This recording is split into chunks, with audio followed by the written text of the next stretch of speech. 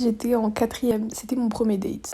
Sauf qu'il s'est pas passé comme prévu. Pour moi, c'était une sortie avec mon meilleur pote. J'étais hyper proche de lui, c'était mon sang. Il me dit, meuf, t'es chaud, on part au grec, on se pose et on regarde le match. Il y avait le Maroc et le Portugal qui jouaient. Moi, dans ma tête, je vais sortir avec mon sahab. Je dis, ok, pas de souci. On marche en direction du grec et tout. Il commande. Et je sais pas pourquoi l'ambiance, elle était trop chelou. J'avais plein de signaux, mon instinct féminin qui me disait, Kams, crois pas que le rendez-vous, c'est un rendez-vous.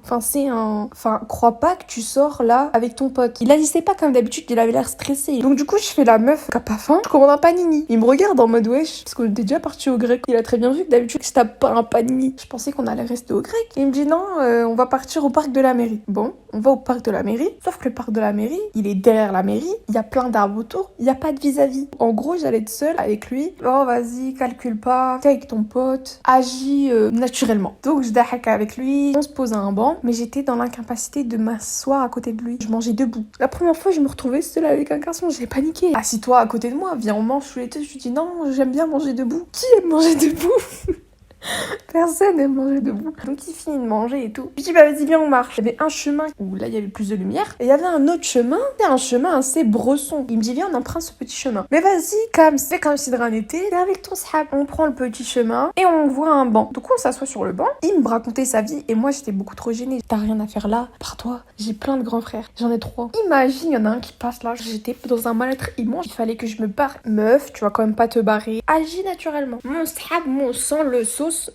Fais-moi des papouilles, comme ça des papouilles. Je me mets derrière lui, j'avais ma main et mon corps, il y avait 5 mètres. Mais on a dit agis naturellement. Du coup, je commence à faire des blagues, pas drôle en plus. Je me rassois à côté de lui, il me dit fais-moi un bisou. Non, je vais pas te faire de bisous. Mais vas-y sur la joue. Je dis non, rentre chez ouais. Je commence à me lever et là je me dis ça y est, nique ta mère, les bonnes manières, on court.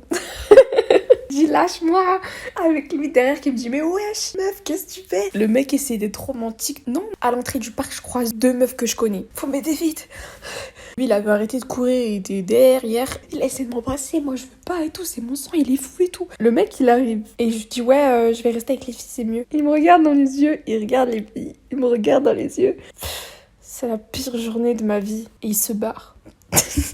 Wesh, y a pas à réagir comme ça, c'est bon, tu t'es pris un râteau, au revoir, merci. Il repart en direction du grec. Mais meuf, on part en direction du grec là. Une fois que j'arrive au grec, lui je le vois, il regarde le match. En plus, le Maroc il était en train de perdre, donc il avait encore plus de seum. Je pars vers lui et je m'excuse, mec. Je suis désolée, j'avais pas interprété les choses comme ça. Non, mais c'est bon, me calcule pas et tout. Enfin bref, c'est plus jamais parlé après cette histoire. Il me calculait plus dans les couloirs. Les gens au collège ils disaient, mais wesh, pourquoi vous parlez plus? Non, y a rien, vous inquiétez pas.